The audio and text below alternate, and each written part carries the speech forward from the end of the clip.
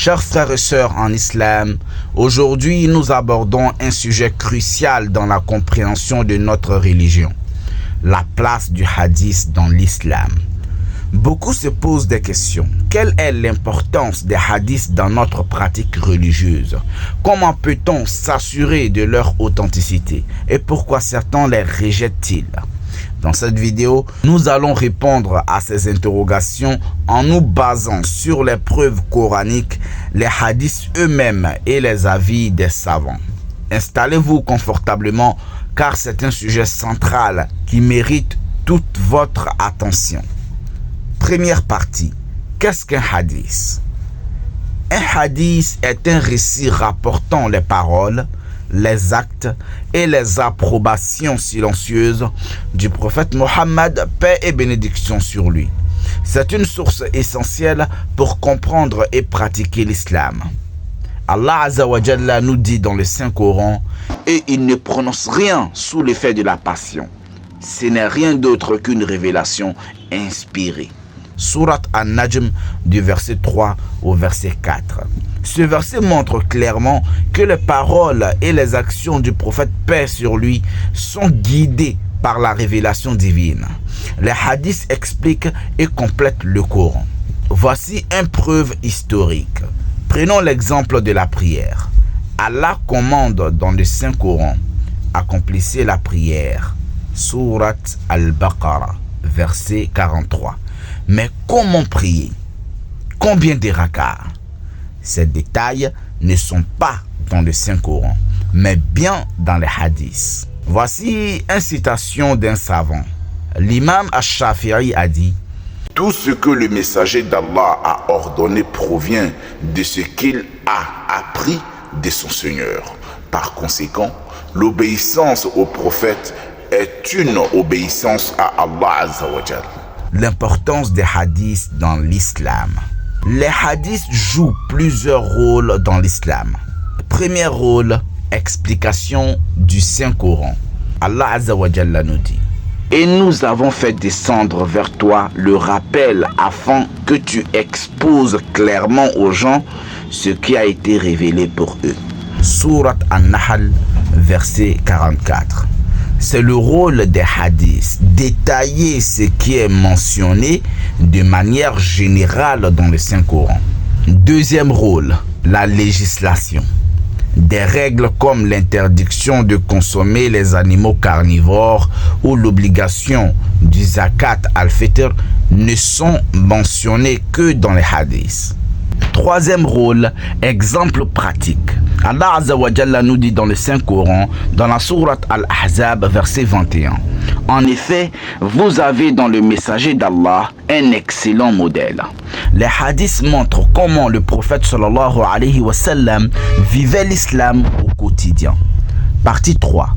Répondre aux doutes sur l'authenticité des hadiths.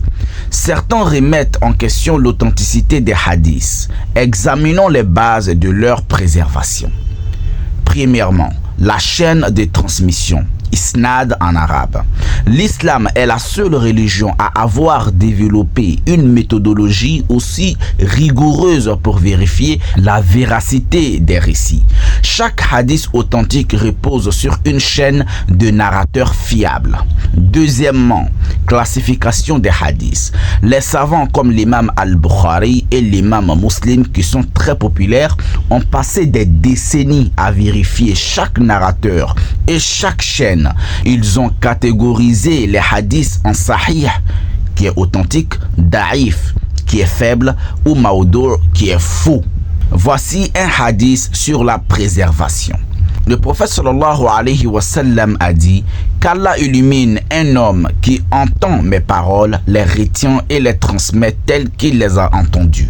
Rapporté par At-Tirmizi, numéro 2656. Voici à présent notre réponse aux rejetants des hadiths. Certains disent que le Coran suffit. Mais sans les hadiths, comment accomplir les piliers de l'islam? Comment jeûner? Comment payer la zakat? Cette position est non seulement illogique, mais elle contredit également le Coran lui-même. Allah Azza wa Jalla nous dit dans la sourate An-Nisa, verset 59, « Obéissez à Allah et obéissez aux messagers. » L'obéissance au prophète sallallahu alayhi wa sallam est une obligation. Maintenant, venons aux avis des savants. L'imam Ibn Taymiyyah a dit « Rejeter les hadiths authentiques revient à rejeter une partie de la révélation divine. » Partie 4. Comment reconnaître un hadith authentique? Les savants ont établi des critères clairs pour authentifier un hadith. Premièrement, une chaîne de transmission continue. Deuxièmement, des narrateurs connus pour leur piété et leur mémoire. Troisièmement, une absence de contradiction avec le Coran ou d'autres hadiths authentiques. Avant de partager un hadith, vérifiez toujours sa source auprès de savants ou des livres fiables comme Sahih al-Bukhari et Sahih Muslim. Venons à présent à la conclusion et l'appel à l'action. Un hadith est un pilier essentiel de notre compréhension de l'islam. Le rejeter, c'est rejeter une partie de notre religion. Étudions-le avec sérieux, respectons les savants et transmettons ces connaissances autour de nous.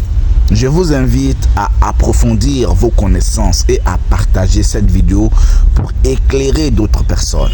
Barakallahu fikum pour votre écoute. Wassalamu alaikum wa rahmatullahi wa barakatuh. Permettez-moi de vous parler rapidement de notre branche officielle LNGLM Tilawatul Qur'an. Si vous aimez écouter de belles récitations du Saint-Coran avec un excellent respect des règles du Tajwid, alors cette chaîne est faite pour vous. Nous collaborons avec des récitateurs et récitatrices du monde entier pour vous offrir des moments de spiritualité uniques. Abonnez-vous à LNGLM Tilawatul Qur'an. Activez la cloche pour ne manquer aucun contenu. Et partagez avec vos proches pour diffuser la parole d'Allah. Le lien est dans la description, Inch'Allah. Si cette vidéo vous a été bénéfique, je vous invite à liker et à vous abonner pour rejoindre notre communauté inspirée par la science islamique et les rappels bienveillants. Grâce à vos likes et abonnements, l'algorithme permettra à cette vidéo d'atteindre encore plus de musulmans francophones qui, comme vous, pourraient en tirer profit. En soutenant cette chaîne, vous devenez acteur de notre mission pour répandre davantage de bien autour de nous. Merci du fond du cœur à ceux qui nous suivent et soutiennent notre travail. Chaque geste compte et nous aide à toucher plus de cœurs. Alors, n'hésitez pas à liker et à vous abonner pour ne rien manquer. Barakallahu fikum.